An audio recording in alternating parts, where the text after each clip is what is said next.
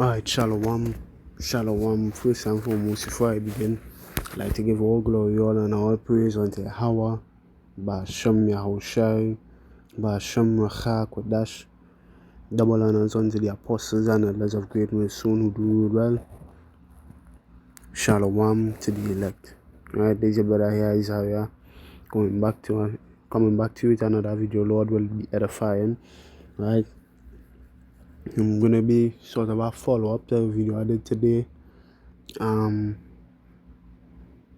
Yes, title of it was God-given ability among men, and the one I looked at earlier was concerning prophesying. Right? The ability to prophesy, that's a God-given ability, that's a God-like ability to be able to tell what is going to happen in the future and let it take place and let it happen. Yeah, let you know what's going to happen in the future. Yeah, that's God-given ability. But now I wanted to look at God-given ability from the aspect of we could say power to do hurt, or spiritual power, which prophesying is a form of spiritual power. But when I mean, like, the cliche spiritual power, your ability to maybe control lightning, set a nigga on fire, put niggas to death by some spiritual means, similar to what Samson did, which we get at account. Right, gonna touch on the fact that yes, the Lord's men will be given that power. Right. So there's Psalms the 83rd chapter, reading at verse 6, right, and which that is God-like power, God-like ability. It says, I have said, ye are gods, and all of you are children of the Most High. Right, so this power is said to be restored unto us, right, fully in the kingdom, but we in the time when this power is going to be needed for us to escape the perilous times the Lord is going to place upon this earth, right. And as we saw in the last video I did concerning the ability to prophesy, it have angels working with you and giving you the ability to prophesy. Also gonna have angels working with you to give you this ability, as in this time gonna be used as a means of escape, and later on in the kingdom as a means to correct the nations. Right, but in this time, Daniel 12:1 shall be used as an escape. Right, gonna be guided by the angels as well. It says, and at that time shall Michael, the chief archangel, right, order in heaven, Yahweh Michael is still in command in heaven right now, right? And at that time shall Michael stand up, the great prince, which standeth for the children of thy people. Michael is coming on the earth to defend his people. Right? That's spiritual power. He's gonna give some men gonna receive ability. And sometimes the ability might not be you gotta think about this logically as well. Right, not everybody gonna be flying or going Super Saiyan mode. Right, as we saw with Samson, right, even him having a better body than we do now, he was given spiritual ability. Right, he still needed some form of a weapon via the jawbone of an ass, and he was still famished at the end of the battle he had with I think it's 10,000 men he slew, which we get the account, of course. I can't remember, but I'll get it. He was still famished. So to sit here and say you're gonna just go Super Saiyan daily when we up against your enemies, no, the spiritual power we getting now is or the God-like ability we getting now is in small increments, and gonna be used as a means of escape. Right, you may get a dream. You'll be sleeping one night, right? Wherever we is in the wilderness, right? Which the wilderness doesn't mean we up somewhere in the mountains or in the forest. We just going through the shit, the perilous times. Could be in a home, could be in an alleyway, don't know, and they just you get a nap, you get some shut eye, and while you're asleep, right? Yeah, so like, yeah, while you're asleep, the Lord give you right an instruction, right, a dream to let you know the enemy coming in, time to up and depart, which that's what he did with he did that with Joseph, right? Get that? Joseph being warned in a dream. Matthew 2.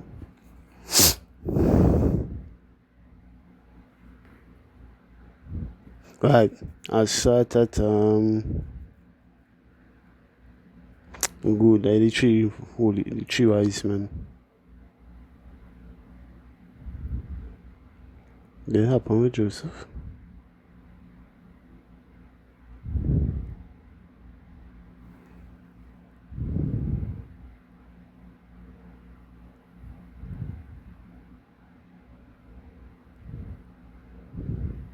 Oh my, it was alright, Salakia. I mixed up the account with Dream of the Three Wise Men, and the one where Joseph was warned or was told he could go back into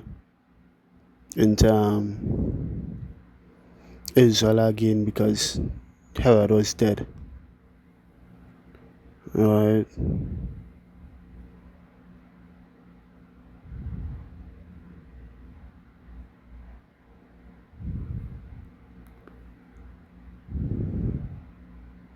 Which he was still warned. I'll read it here. I'll read the two accounts. It says, this just to prove the Lord could give you, right, a means of escape via a dream. Doesn't mean everybody's gonna go super saiyan and Kamehameha. Right? Matthew 2 and reading verse 19. It says, but when Herod was dead, behold, an angel of the Lord appeared in a dream to Joseph in Egypt, saying, arise and take the young child and his mother and go into the land of Israel, for they are dead which sought the young child's life. And he arose and took the young child and his mother and came into the land of Israel. But when he heard that Archelaus did reign in Judea in the room of his father Herod, he was afraid to go thither. Notwithstanding, being warned of power in a dream, he was warned again. Right, so he was given a message in a dream in verse 19, and then he was warned in a dream in verse 22. Notwithstanding, being warned of power in a dream, he turned aside into the parts of Galilee. And he came and dwelt in a city called Nazareth, that it might be fulfilled which was spoken by the prophets, he shall be called a Nazarene. Right, so you see in here that the Most High could give you a means of escape or a warning, right? To not go in a certain part, don't go in certain places, or could even give you a dream to arise and depart, right? Arise and depart to escape damnation. So it don't think the spiritual power are gonna just be Kamehameha, but that is coming, which is really what I wanted to touch on. That is coming, right?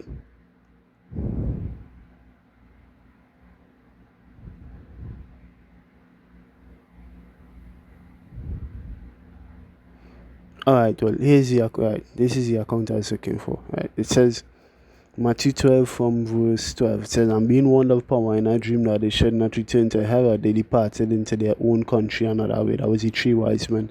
They were warned in a dream to not go to Herod because Herod would have killed them. And then Joseph was warned, right? And when they were departed, behold, the angel of the Lord appeared to Joseph in a dream, saying, arise and take the young child and his mother, and flee into Egypt, and be thou there until I bring thee word, for Herod will seek the young child to destroy him. When he arose, he took the young child and his mother by night and departed into Egypt. Right, just seeing the Lord could come and work via your dreams, but the Lord gonna work through your body as well. You're gonna be used as a weapon of the Lord to bring judgment upon these nations, starting in Jacob's trouble. Right, so we get at Jeremiah 51, 21.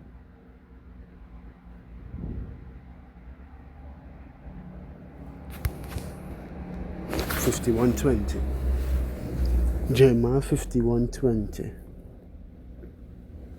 It says, thou art my battle axe and my weapons of war, for with thee I will break in pieces the nations, and with thee I will destroy kingdoms, which is more so future prophecy heading into the kingdom. But this power is going to, increments of it is going to be poured out onto his people for us to escape in that time of trouble to come. And we're going to get it in the kingdom as well. It says, for with thee I will break in pieces the nations, and with thee I will destroy kingdoms. And with thee I will break in pieces the horse and his rider, and with thee I will break in pieces the chariot and his rider. With thee also I will break in pieces man and woman, and with thee I will break in pieces old and young, and with thee I will break in pieces a young man and a maid, which we again now visual. But two visuals come to mind if you want to apply it to the kingdom. Psalms 137 verse 137 chapter verse 7 to 9. Right? Psalms 137 chapter verse 7 to 9. Gonna dash your little ones against the stone. Right? But then you have it in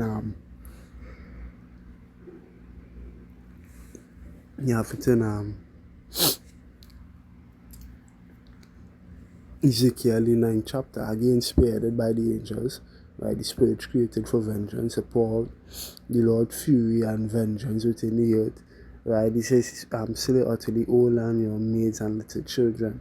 Right? How are we gonna do that? We're not gonna do that via arms or with weapon. Yeah, we may use our weapon, but it's gonna be spiritual power of the Lord guiding you, right? You have God-like ability. It says, I will also break him. You can think about it. You go with verse 22. You really need spiritual power to break them up. A man, a woman, a child, a maid. But verse 21 shows you where you need spiritual power, because you're going up against artillery, which horses, right, and chariots, right, that could be representative of weaponry, right. So a police jeep may roll upon you, 5 men jump up with rifles to fight against you and lose, right. Think about trying to think what weaponry they could use. I won't say a tank. Some may have to. You never know. You never know. But trying to think of vehicles that used for warfare today. I would just say a tank, right? Although highly unlikely, right? But you never know. If it is, you have to come and defeat a man driving a tank in Jacob's trouble. Yeah, it will happen. If the Lord set it so to happen, it will happen. Right, and the Lord will give you the necessary equipment, the necessary tools, aka spiritual power and belief in Him, to defeat that enemy that stands before you. Right, as David said to Goliath, right, thou comest unto me with shield and spear, but I come unto you in the name of the Lord Yahweh Shem. That is where strength gonna lie. Right, that is solitude, the fortress gonna lie in that time. That is how we're gonna get our God-given ability, that God-like ability to crush your enemies. Right? If you read 2 Samuel 22 and verse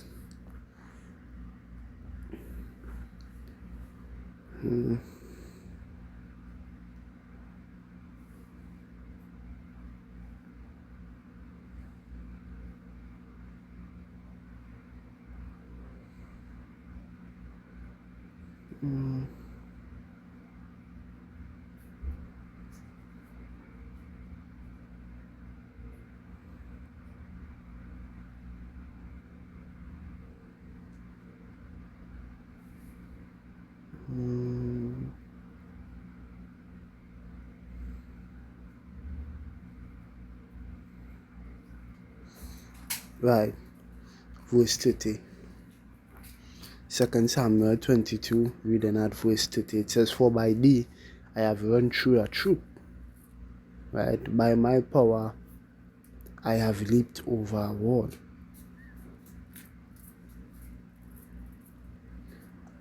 Verse 33, power is my strength and my power, and He maketh my way perfect. He maketh my feet like hinds feet, and setteth me upon high places. Upon my high places He teacheth my hands to war, so that a bow of steel is broken by mine arms. Right? Verse 38, I have pursued mine enemies and destroyed them, and turned not again until I had consumed them. I have consumed them and wounded them, that they could not arise. Here they are fallen under my feet. For thou, right? You see thou. Verse 1, David spake unto the Lord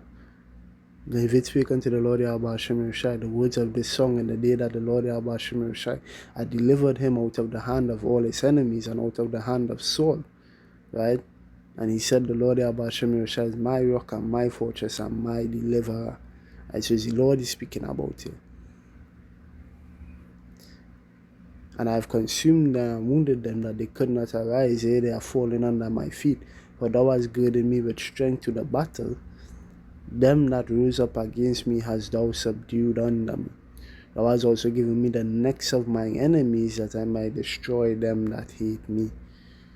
Then did I beat them small as the dust of the earth. I did stamp them as the mire of the street, and did spread them abroad.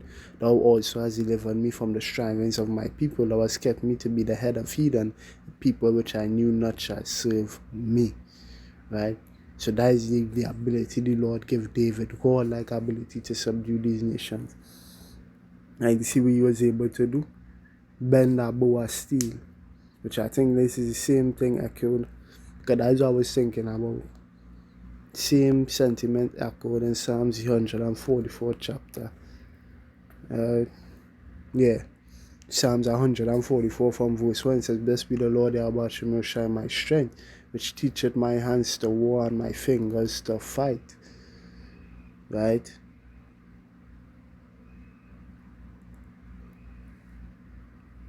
That is what going like the Lord giving David the ability to subdue enemies. Right? David was a battle axe of the Lord. We used to break in pieces the enemies and subdue the heathen. The Lord gonna do it again. Right? Because house of David, God.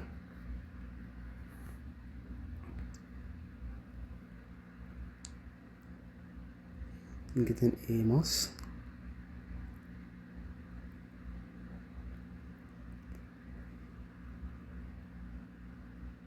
Well, Zechariah, the 12th chapter and the 8th verse, it says,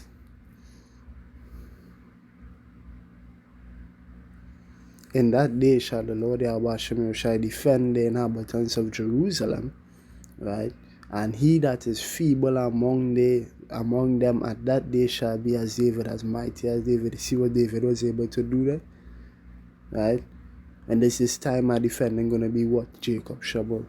And the loves with the house of the Lord or the house of David gonna need that spiritual intervention to come against your enemy. And Michael gonna have to come and stand for us, right?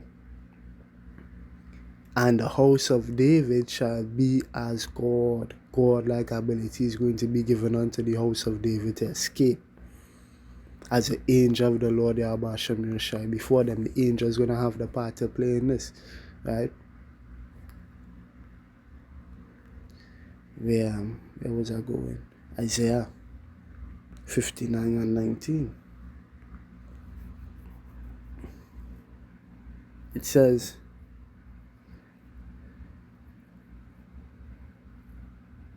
So shall they fear the name of the Lord Yahweh Shem Shai from the west, and his glory from the rising of the sun. When the enemy shall come in like a flood, the Spirit of the Lord shall lift up a standard against him. A standard, a way of escape. It could be you had a fight of 30 men. 50 men could be a dream and they get up on the press. You never know, but the Lord gonna give us a way of escape, and it's gonna come via spiritual intervention. Right?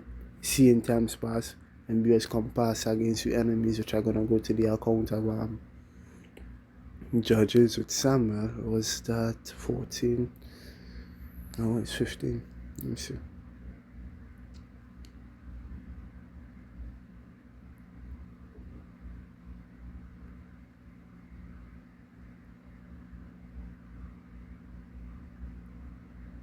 So, right, 14 actually. So it says,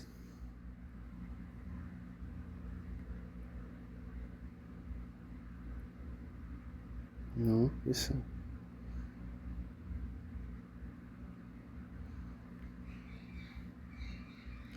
Read verse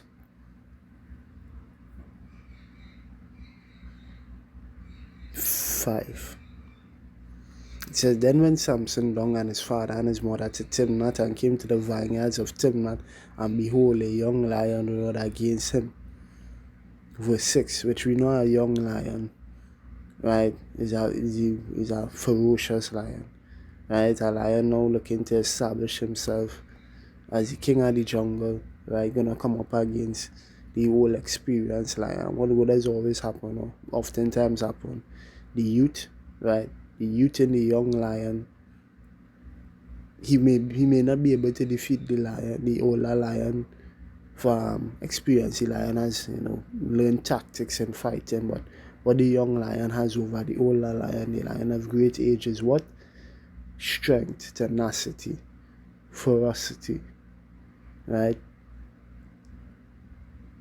So now imagine Samson coming up against a feral lion, a young lion at the peak of his powers, right? Yeah, and a normal man can fight against a lion. That's impossible. Without any weaponry, without any help, just your bare hands, fight against a lion. That's impossible. We hear what Samson did here. It says, and the Spirit of the Lord came mightily upon him. Similar, we're going to happen to the Lord elect. The Spirit of the Lord going to come mightily upon them. And he rent him, right? Meaning he tore the lion. Because he would rip a piece of cloth, he would rip a jersey, he would rip a pants. He rent a lion. He tore a lion as he would have rent a kid. And he had nothing in his hand. So you see, he did it with his bare hands. That's his spiritual power there. It's going to come upon the Lord men. But he told not his father or his mother what he had done. Right? So now,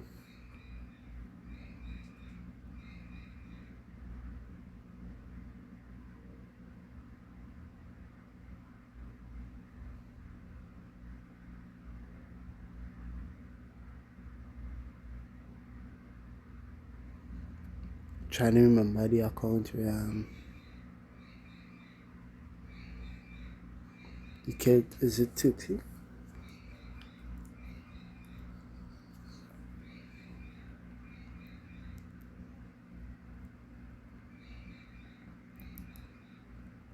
It's something good.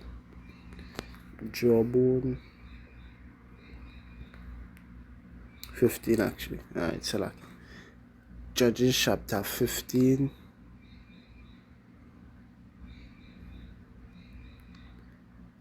and verse, I start at 12. And they said unto him, we are come down to bind thee, that we may deliver thee into the hand of the Philistines. And Samson said unto them, swear unto me that you will not fall upon me yourselves.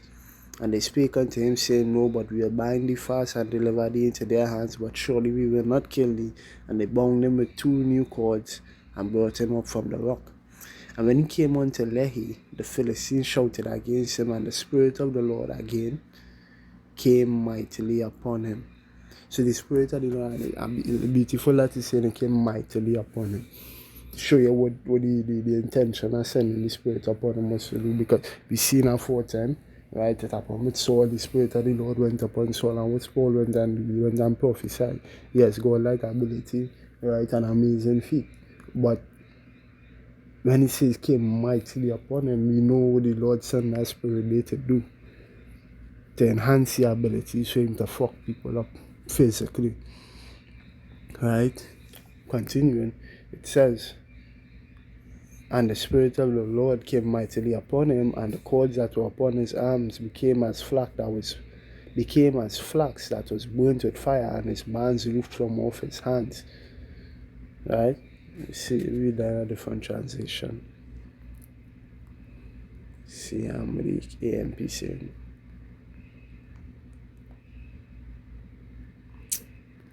Judges 15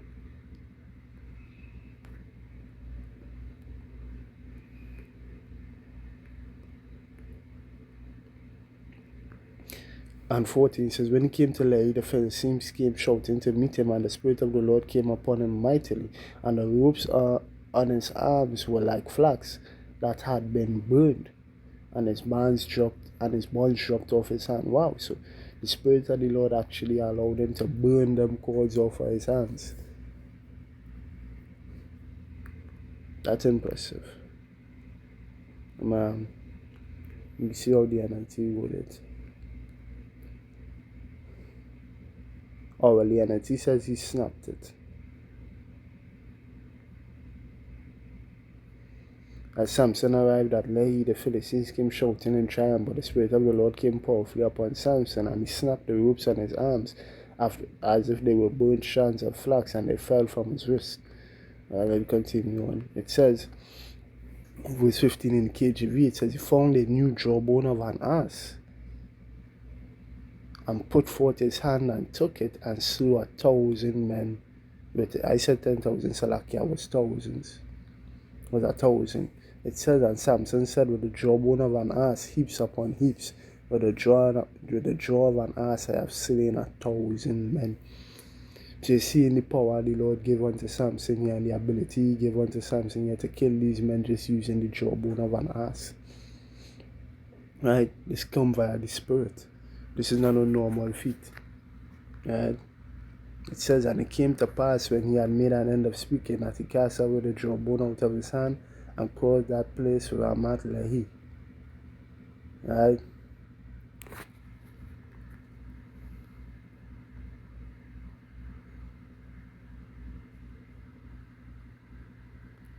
So now we're gonna go to the king. How we king coming? Isaiah 47 and verse 3. It says, thy nakedness shall be uncovered, thy shame shall be seen. I will take vengeance, and I will not meet thee as a man. When Yahweh shall come back, right? Because then he come in the ultimate form of his Father. Ultimate God-like ability to render recompense unto these people. How he coming? He not coming to meet nobody like a man. He coming with complete destructive force to take vengeance on the heathen, right?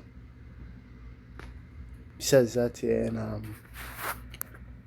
2 Thessalonians 1 and verse 7. It says, unto you who are troubled, rest with us when the Lord Yahweh shall be revealed from heaven with his mighty angels. And I love that the angels always at play, right? The Spirit of the Lord, right? That angel came upon Samson. Angel came and warned Joseph in a dream, right? An angel has to come and fight for the children of thy people in that great and calamitous day, right? And Yahweh shall be the chief angel coming back with a host of angels, right? So you see the kind of power the Lord coming with here. Heavenly power. Nothing your mortal men could fight against, right? God-like power. It says,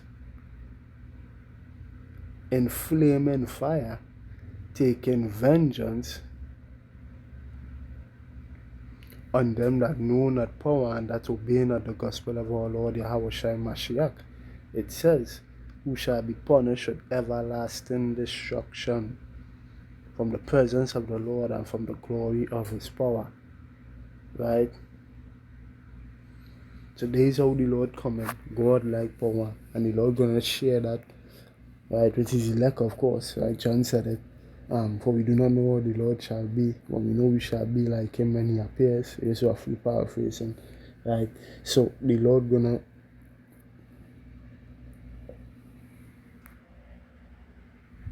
the Lord gonna give his men that full power within the kingdom, but he's gonna give it unto us in increments.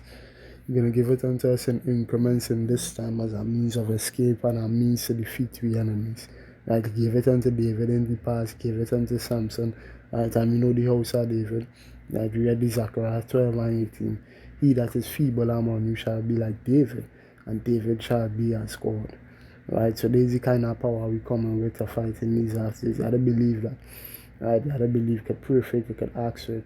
Right? You had to believe that that is what the Lord gonna do in these times to come. Right? So Lord will, this video was edifying, and that you are edified. In closing, I to say Kal Halal Yamla Yahweh Ba'asham Yahushai Ba'asham Macha Kodash. Double honors unto the apostles and others of great mercy. As always, I say Shalom unto the elect. This was about Isaiah saying Shalom. Repent, for the kingdom of heaven is at hand.